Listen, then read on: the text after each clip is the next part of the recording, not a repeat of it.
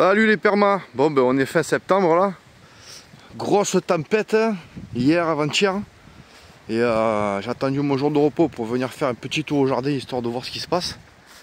Donc ce matin je vous ai fait une petite vidéo que vous avez sans doute déjà vue en ligne concernant tracteur, autovator, investissement, etc. Et là ben, je viens de voir, pas le drame mais presque quoi. On va aller voir comment ça se passe lorsqu'un fruitier est surchargé de fruits et que hélas il fait face à une tempête et que du coup ben, il se couche et du coup il va falloir vite le tutorer pour surtout pas que ces pauvres racines s'arrachent, parce qu'il faudrait pas que ça se produise. Vous voyez, c'est mon petit poirier. Alors je suis passé, j'ai vu qu'il y avait 10 poires par terre, ça me fout les boules. Ça se sont arrachés avec la tempête là. Il est surchargé de fruits.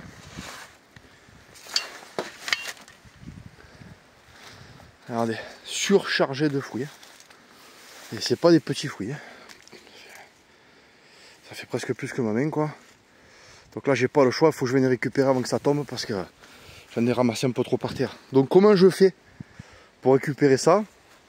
Alors souvent on vous parle de la technique de la chambre à air, etc. C'est très bien. C'est très bien. Mais moi, bricolant beaucoup, eh ben, j'ai beaucoup de courroies de distribution de voitures. Donc ben, on va essayer de voir que ça fasse tout aussi bien l'affaire. Hein. Voilà, on va l'enrouler autour, on va venir tirer dans le sens contraire, on va planter un piquet là, vous voyez le piquet en fer. Et on va l'aider au maximum. De toute façon, il va falloir après venir tailler un peu le haut parce qu'il est un peu trop gros en haut. Mais quand je vois ces poires, je suis halluciné complet. Regardez-moi ça.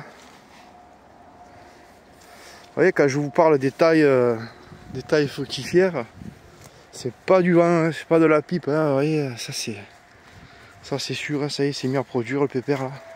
C'est la première année qu'on le laisse partir à fruits avec les bourses qu'on avait sélectionnées l'année dernière. C'est dommage, j'ai dû perdre une quinzaine de poires. Il y en a plein qui ont été mangés par terre, vous voyez. Ouais, ça a été bouffé par terre, c'est tombé par terre. Ça fout vraiment les boules. Mais bon, il y avait la tempête, hein, j'ai pas eu le choix quoi.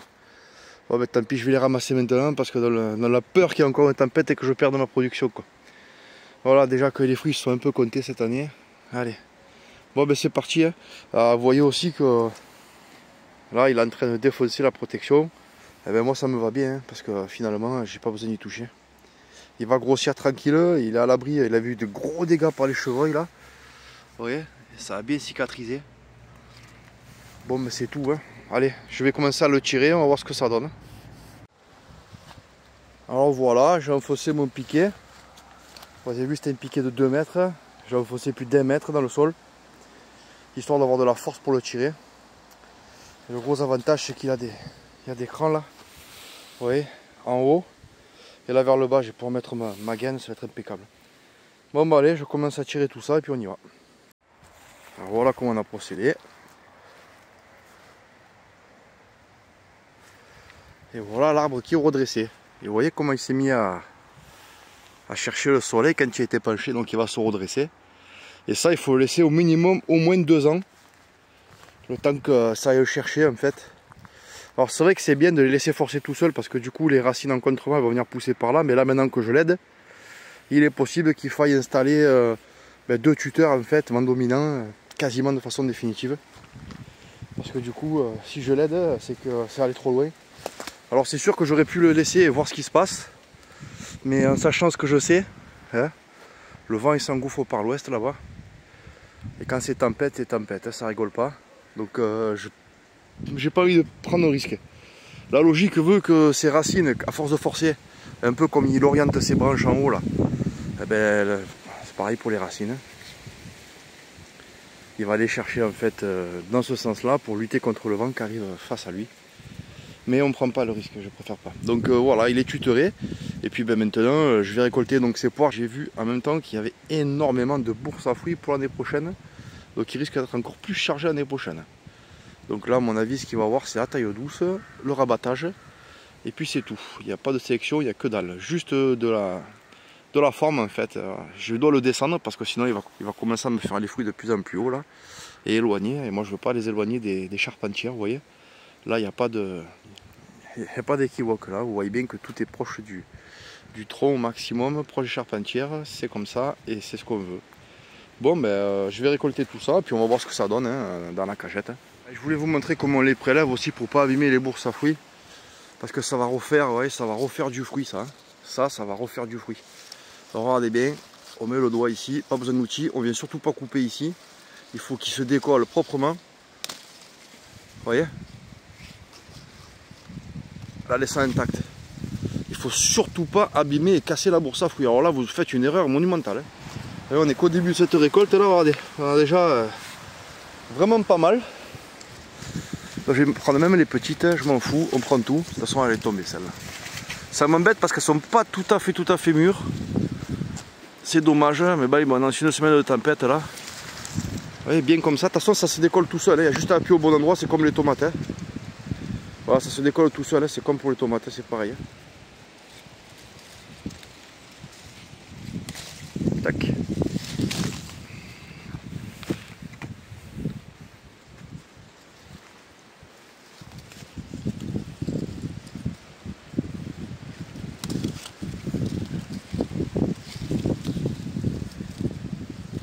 Vous voyez, on voit bien que c'est fait pour se détacher, regardez.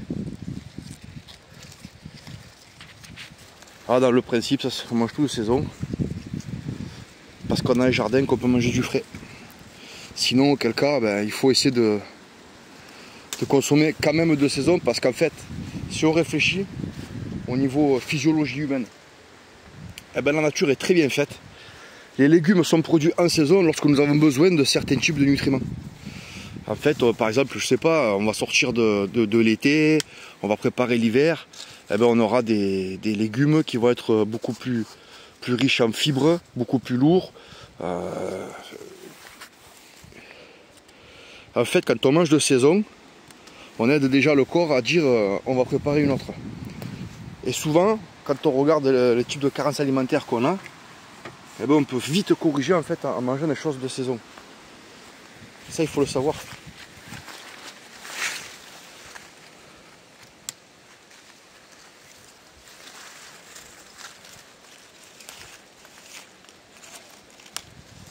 Il y en a qui pèsent vraiment lourd. Hein.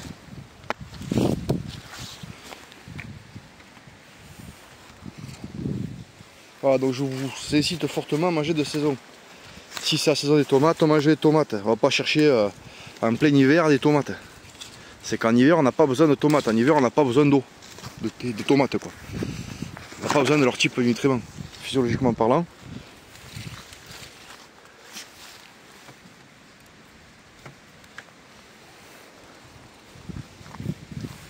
Allez, je continue cette cueillette et on se retrouve après.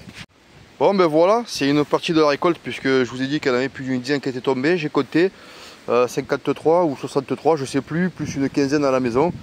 Voilà, donc première année de mise en production, on est sur une 70, ouais, à peu près 70, 70 poires pour cet arbre là. Et comme je le répète souvent, je ne suis pas en train de vous vendre des méthodes pari-book, je ne vous demande aucun argent, je ne vous donne rien du tout. Juste que vous regardez le contenu, que vous puissiez comparer, et mes contenus sont accessibles totalement gratuitement. Un petit like et puis voilà, hein, un petit partage si vous pouvez, abonnez-vous à la chaîne.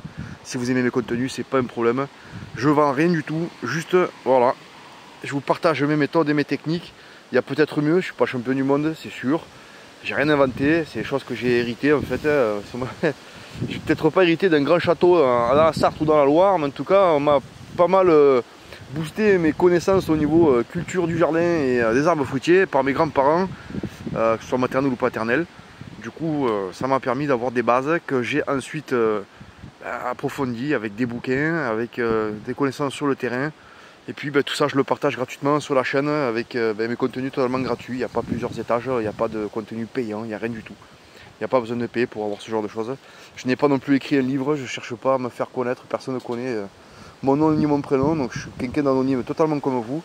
Je dis ça parce qu'en fait c'est quelque part un petit coup de gueule contre plusieurs personnes qui vendent des techniques, pour moi c'est de la merde, voilà, c'est de la merde.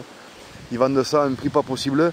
Regardez mes fruitiers, hein, je veux dire, je vais avoir une centaine de fruitiers ici qui sont en taille adulte. Regardez mes fruitiers, regardez ce qu'on a fait ces dernières années avec. Regardez comment on les a traités, comment on les a plantés, comment on les a taillés. Regardez tout ça, tout est accessible sur la chaîne, Soigner fruitiers, playlist. Et puis puis voilà, il n'y a pas besoin de plus. Hein. Si vous voulez payer des livres, il n'y a pas de problème, vous pouvez. Hein. On a parfaitement le droit. Mais je vous dis, le contenu y est, ça suffit. Il y en a assez. Il y en a largement assez là, sur la chaîne pour vous permettre d'avoir au moins comme moi, quoi. Au moins comme moi. Bon voilà. Hein. J'ai fait les poires, on va aller faire quelques pommes. Et puis voilà, je suis assez content du résultat. C'est sûr que ça va valoir le coup de tailler là, vous voyez, parce que ça va venir se montrer en conflit. Mais il y a tellement de bourses à fruits pour l'année prochaine que tant pis, j'y laisse comme ça. Après, il y a un choix à faire. Hein. Vous voyez, il y a vraiment, je vous ai appris tout ce qui était académique, c'est-à-dire ce qui est la littérature, quoi. Et puis après, il y a sur le terrain, l'adaptation, hein. Comment on fait sur le terrain. Si vous voulez vraiment avoir des arbres fruitiers, vous avez toutes les méthodes sur ma chaîne. Après, vous pouvez très bien acheter des livres. Parce que si vous voulez, il n'y a pas de problème. Mais c'est l'histoire d'e-book, c'est l'histoire de ma chaîne vidéo payante et tout ça. Laissez tomber. Des jolis livres bien c'est beau, un beau livre sur la taille, un beau livre sur un livre quelconque, quoi. Un livre qu'on achète dans un magasin spécialisé, c'est quelque chose qui se garde, qui se transmet aussi. Voilà, à faire attention de ne pas acheter tout n'importe quoi. Mais sinon, vous avez des contenus vidéo, vous les téléchargez, vous les mettez sur une clé USB, vous faites ce que vous voulez. Et pareil, vous pourrez les transmettre. Hein, le jour où il n'y aura plus YouTube, au moins vous regardez ces vidéos-là. Vous voyez, cet arbre, on le cultive ensemble, c'est 6e année. Et j'aurais pu mettre une mise à fruit l'année dernière. Vous avez vu que je l'ai totalement sabordé, j'ai pas voulu avoir de fruits. Pour garantir en fait que cette année tout puisse être porté sans qu'il casse. Mais j'avais pas prévu en fait qu'il serait tellement lourd que voilà, ça viendrait du tronc aller se plier, quoi. Donc je sais pas combien de kilos il y a là, ça pèse lourd. Je pourrais le peser, d'ailleurs je pourrais même peser mes poires les plus grosses. Mais à savoir que cette année on a eu une année particulièrement mauvaise. Hein. Mais j'ai quand même du fruit, quoi. Voilà, j'ai quand même du fruit, sachant que j'ai pas eu de tomates. C'est la première année où j'ai pas de tomates. En 20 ans, j'ai toujours eu des tomates chaque année. En tout cas, ça pèse lourd, ça je peux vous garantir, elle pèse lourd. Voilà. Donc je suis content du résultat. Et j'espère que vous pratiquez les mêmes choses chez vous. Mais ne vous faites pas bourlinguer dans des machines, des faux gestes. Parce que souvent on vous montre des résultats qui sont là pourquoi? Parce qu'il y a eu une fumure, il y a eu des engrais chimiques, il y a eu tellement de choses. Il y a eu des arbres qui sont trafiqués à la base, qui sont greffés 2, 3, 4 fois, qui viennent de conservatoire, que vous ne pouvez pas avoir accès, des choses comme ça. Vous faites pas avoir. Hein. On va faire une belle récolte aussi là de petites courges, ça va être génial. Il y en a un peu partout, vous voyez, elles sont bien protégées là. Bon là il va y avoir une belle. Là on est parti sur une dizaine de kilos. Ça va aller bien. Allez voilà, il faut venir récupérer les choux, ils sont énormes. Ah le raisin commence à être fin prêt. Vous voyez comment ça prend une couleur légèrement dorée. Donc là ce sont les premières grappes, mais les plus grosses elles sont là-bas. J'avais pas vu tout ça. Voilà, je vais essayer de vous montrer, mais bien sûr il pleut, hein, vous l'entendez, hein, comme d'habitude. Hein. Ça ne change pas dans mon pays. Voilà, là on commence à y être, hein, vous voyez. Quand on commence à avoir des touches comme ça, là, un peu noires, allez hop, faut venir récupérer. Bon, il y a pas mal de raisins, quoi. Il y a pas mal de raisins, il y a plusieurs kilos de raisins là. Hein. Ouais, s'il n'y a pas 15 ou 20 kilos de raisins là. Bon, allez, je vais récupérer ça aussi. Bon, le problème c'est que j'ai plus de cagette pour récupérer tout ça. Bon, les choux c'est quelque chose d'énorme. Hein. Regardez là, le chien à côté. Il est plus petit que les choux. Il fait déjà 40 kg celui-là. Le chien, hein, pas le chou. Regardez-moi ça. C'est magnifique ça. Vous avez vu comme c'est vert? Voilà, donc ça va faire, vous voyez, la culture elle est pile poil à l'heure. Donc ça va faire ortie et choux en soupe. Allez hop là, tout mixé, tranquille. Voilà, ça va le faire. Ensuite il viendra la patate avec le potimarron, enfin la pomme de terre avec le potimarron. Potimarron qui est dans une autre parcelle. Et ensuite il y aura lui en fin d'hiver, parce qu'il va se conserver très très bien tout l'hiver. Bon c'est pas mal. Fifi, tu manges les choux? Alors je reçois de temps en temps des grands génies bac plus 19 de la taille ou des gens qui par argument d'autorité m'expliquent que mes techniques ne fonctionnent pas ou sont totalement désuètes ou alors nulles. Et puis moi j'ai juste à leur dire en fait, vous voyez, la chaîne existe depuis plusieurs années et vous voyez l'évolution de mes arbres fruitiers sur des années et vous voyez surtout les productions que j'arrive à engager et les tailles que j'arrive à obtenir sur les différentes tailles de mise en forme.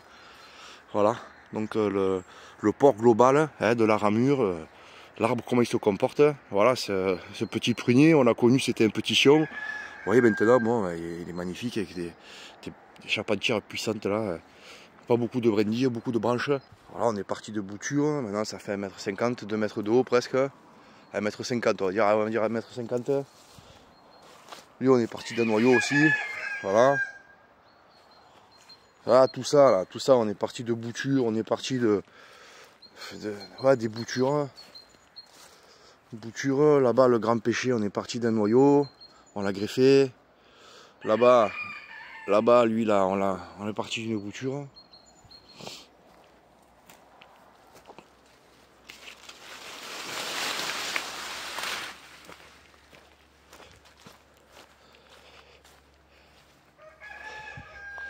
Voilà, je vous ai présenté ce mirobolant qui conserve ses fruits parce qu'il n'y a aucun prédateur, il n'y en a aucun qui vient bouffer ses fruits. Donc en fait, il reste un fruit longtemps. Ouais, il y a encore des prunes dessus. Et j'en mange déjà depuis début juillet. Voilà, ça on est parti d'un petit machin comme ça, d'un noyau, qui a poussé. Ouais, je l'ai planté quoi, il y a 4 ans. Il y a 4 ans je l'ai planté celui-là. Là le tronc il fait déjà 15 cm. Hein. Voilà, hein. Pêché, on est parti pareil d'un noyau. Prunier, on a greffé. Voilà. Donc je vois pas ce que je peux faire de plus pour partager mes techniques en fait, hein, parce que tout est dispo, tout a été fait dans les sujets, partagé en vidéo. Voilà, j'ai vraiment rien vendu de plus. C'est pour ça que j'accepte pas trop qu'on m'attaque sur les méthodes que je propose, puisque je les trouve payantes. Voilà, je suis désolé. Elles m'ont été transmises, au cours des années, j'en ai perfectionné quelques-unes par les connaissances que j'ai pu acquérir en plus.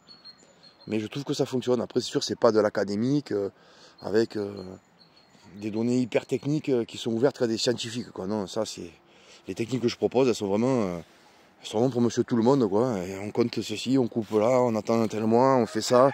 Voilà, et je veux dire, il n'y a pas de secret, quoi.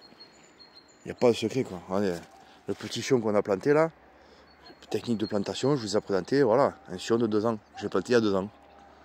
Voilà. Enfin, c'est la 2e année là. Je planté l'année dernière. Voilà. Ça veut dire que je sais qu'en l'année prochaine, j'ai des fruits, quoi. Et il aurait été mis à fruit en 2 ans de terre. 3e année, il va produire. Comme les pommiers, les machins. Voilà, moi je suis en agroforesterie, il y a énormément d'arbres fruitiers ici. Hein. Alors, après, je suis pas là pour me vanter, je m'en fous complètement. Il y en a qui font mieux que moi, c'est sûr. C'est certain, même d'ailleurs, parce que moi j'ai un certain temps et j'ai certaines compétences.